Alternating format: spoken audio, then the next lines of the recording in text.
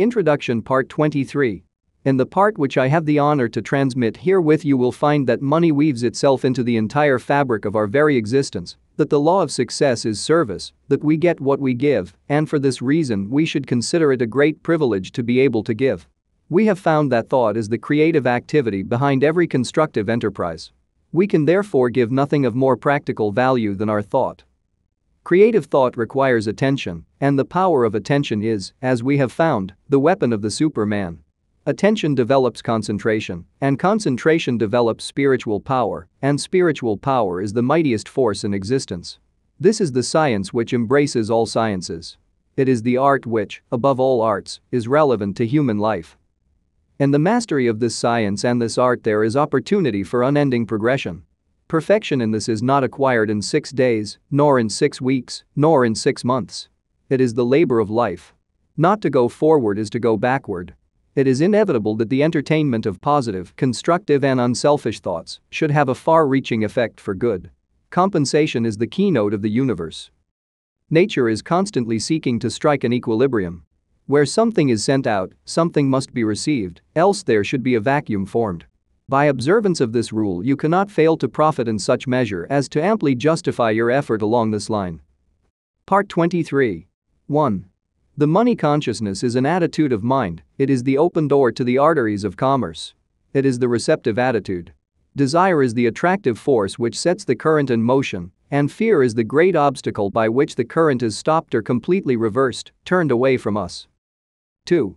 Fear is just the opposite from money consciousness, it is poverty consciousness, and as the law is unchangeable, we get exactly what we give, if we fear we get what we feared. Money weaves itself into the entire fabric of our very existence, it engages the best thought of the best minds. 3. We make money by making friends, and we enlarge our circle of friends by making money for them, by helping them, by being of service to them. The first law of success then is service, and this in turn is built on integrity and justice. The man who at least is not fair in his intention is simply ignorant, he has missed the fundamental law of all exchange, he is impossible, he will lose surely and certainly. He may not know it, he may think he is winning, but he is doomed to certain defeat. He cannot cheat the infinite. The law of compensation will demand of him an eye for an eye and a tooth for a tooth. 4. The forces of life are volatile, they are composed of our thoughts and ideals, and these in turn are molded into form. Our problem is to keep an open mind, to constantly reach out for the new, to recognize opportunity, to be interested in the race rather than the goal, for the pleasure is in the pursuit rather than the possession. 5. You can make a money magnet of yourself, but to do so you must first consider how you can make money for other people. If you have the necessary insight to perceive and utilize opportunities in favorable conditions and recognize values, you can put yourself in position to take advantage of them, but your greatest success will come as you are enabled to assist others.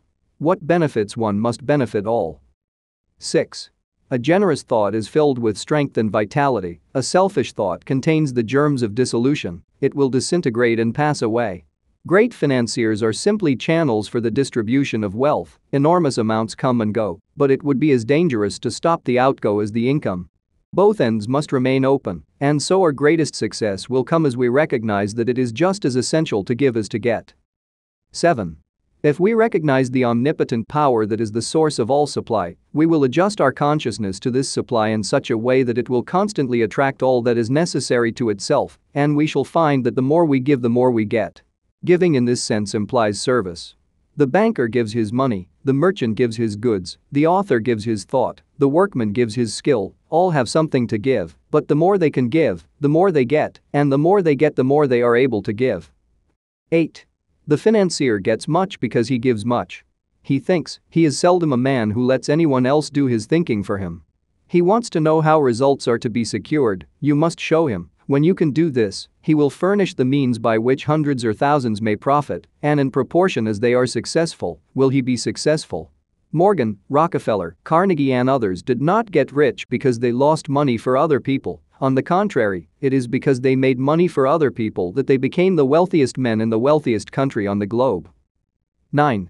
The average person is entirely innocent of any deep thinking.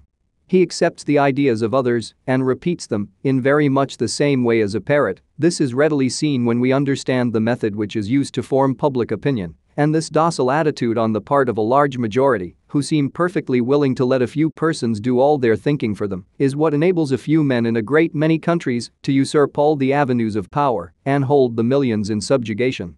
Creative thinking requires attention. 10.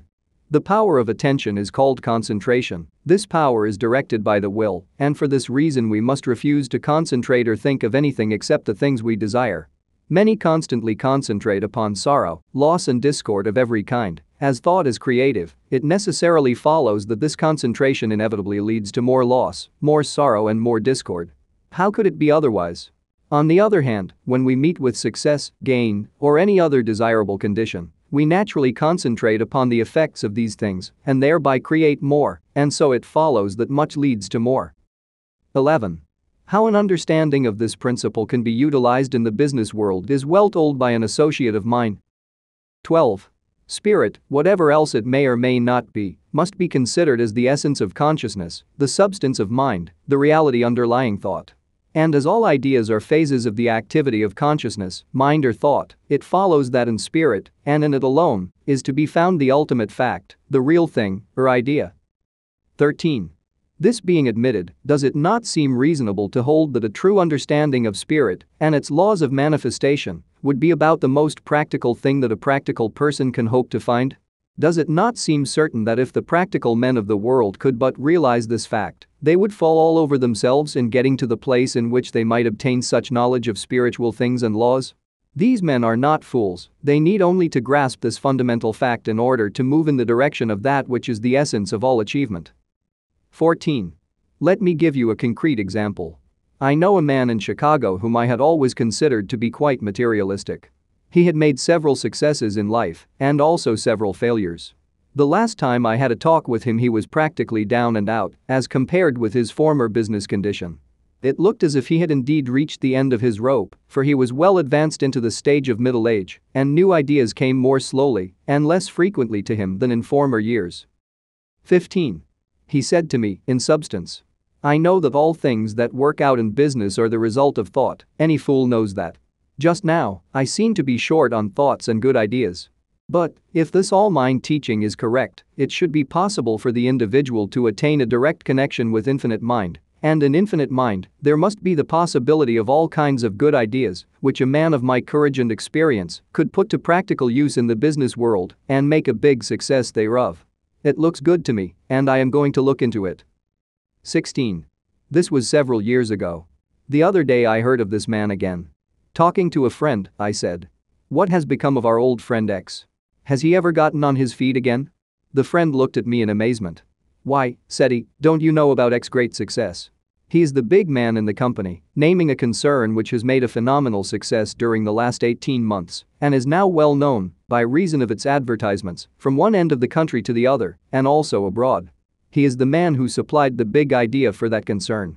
Why, he is about 500,000 to the good and is moving rapidly toward the million mark, all in the space of 18 months. I had not connected this man with the enterprise mentioned, although I knew of the wonderful success of the company in question. Investigation has shown that the story is true and that the above stated facts are not exaggerated in the slightest. 17. Now, what do you think of that?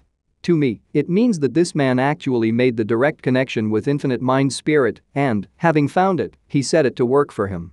He used it in his business. 18. Does this sound sacrilegious or blasphemous? I hope not, I do not mean it to be so.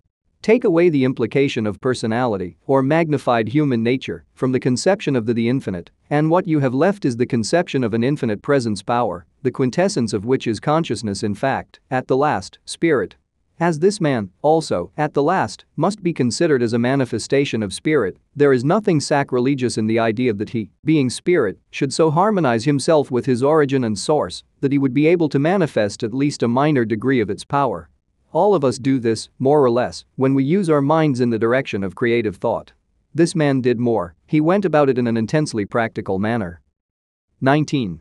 I have not consulted him about his method of procedure, though I intend doing so at the first opportunity, but he not only drew upon the infinite supply for the ideas which he needed and which formed the seed of his success, but that he also used the creative power of thought in building up for himself an idealistic pattern of that which he hoped to manifest in material form adding thereto, changing, improving its detail, from time to time proceeding from the general outline to the finished detail. I judge these to be the facts of the case, not alone from my recollection of the conversation a few years ago, but also because I have found the same thing to be true in the cases of other prominent men who have made similar manifestation of creative thought. 20. Those who may shrink from this idea of employing the infinite power to aid one in his work in the material world should remember that if the infinite objected in the least to such a procedure, the thing could never happen. The infinite is quite able to take care of itself. 21. Spirituality is quite practical, very practical, intensely practical. It teaches that spirit is the real thing, the whole thing, and that matter is but plastic stuff, which spirit is able to create, mold, manipulate, and fashion to its will. Spirituality is the most practical thing in the world, the only really and absolutely practical thing that there is. 22. This week, concentrate on the fact that man is not a body with a spirit, but a spirit with a body, and that it is for this reason that his desires are incapable of any permanent satisfaction in anything that is not spiritual. Money is therefore of no value except to bring about the conditions which we desire, and these conditions are necessarily harmonious. Harmonious conditions necessitate sufficient supply, so that if there appears to be any lack, we should realize that the idea or soul of money is service, and as this thought takes form, channels of supply will be opened, and you will have the satisfaction of knowing that spiritual methods are entirely practical. We have discovered that premeditated, orderly thinking for a purpose matures that purpose into fixed form, so that we may be absolutely sure of the result of our dynamic experiment. Francis Larimer Warner,